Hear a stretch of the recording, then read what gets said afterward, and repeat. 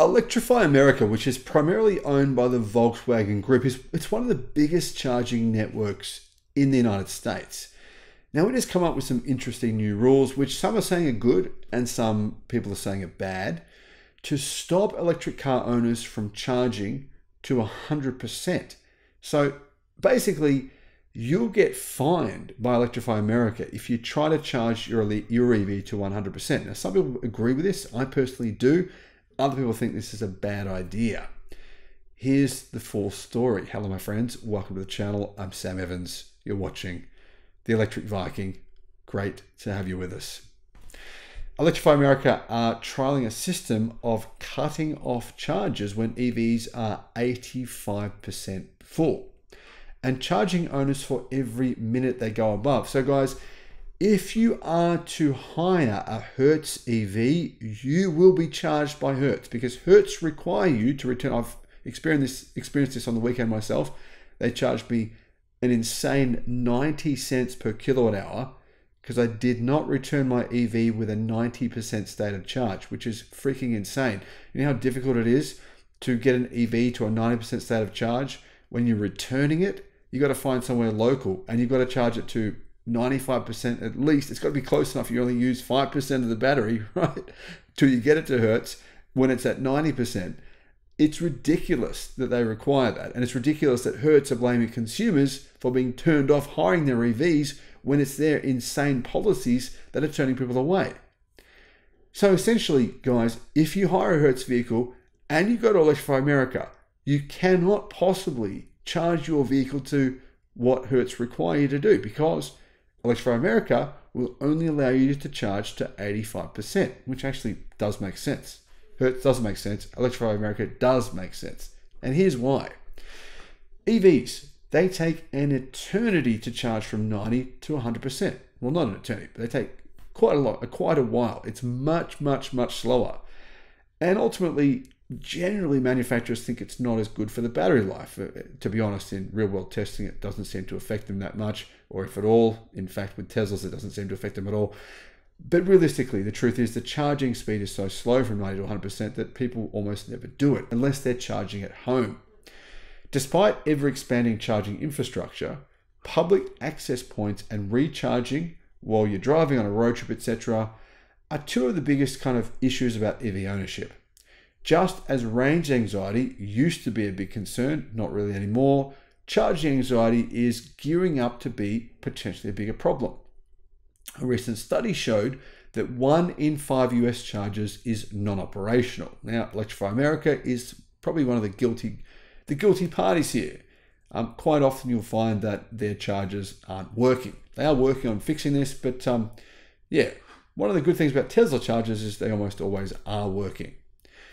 Even when Electrify America's chargers are working well, there's another concern for EV owners charging, and that is charging hogs. And people post this stuff on Facebook, on social media all the time.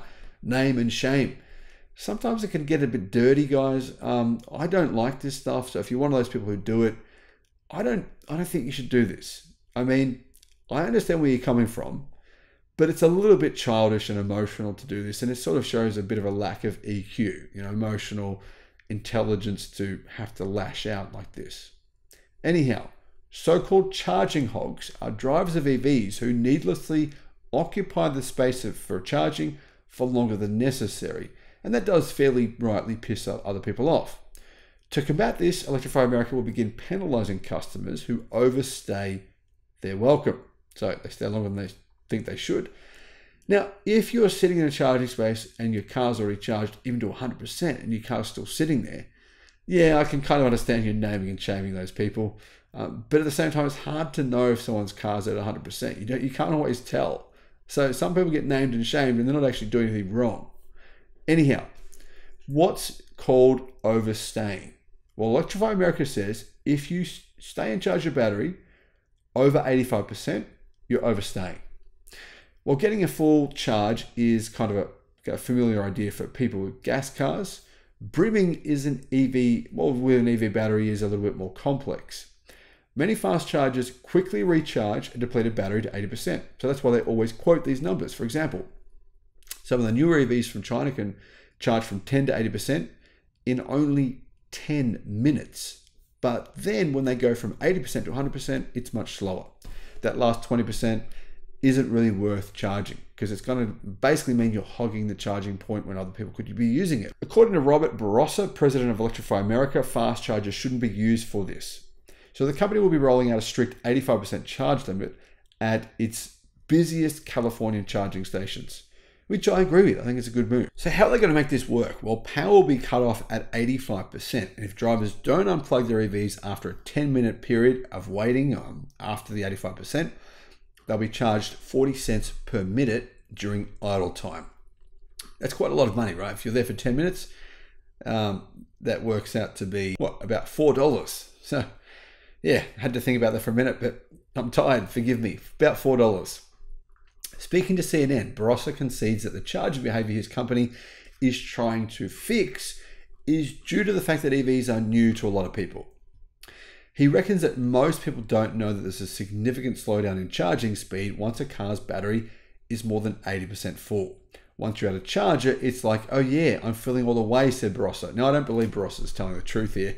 I think at least 80% of EV owners know this stuff, right? It's pretty elementary. But probably the people that are overstaying, more likely they're off doing something. You know, having some food, they're taking it easy, having a coffee, having a break, going for a walk, whatever. So they're not really paying attention. That's what I think. Similar tactics are employed at some of the most congested Tesla supercharger stations. However, in those instances where charging is paused at 80%, drivers can override the limit via some on-screen prompts. But that would mean you've got to be there, right? You've got to be active, you've got to be kind of standing there. And if someone's parked behind you, wants to use the charger and you're standing there kind of filling in these prompts, you're going to feel pressure to move your car. So it's kind of a good strategy the way that Tesla does it, I think.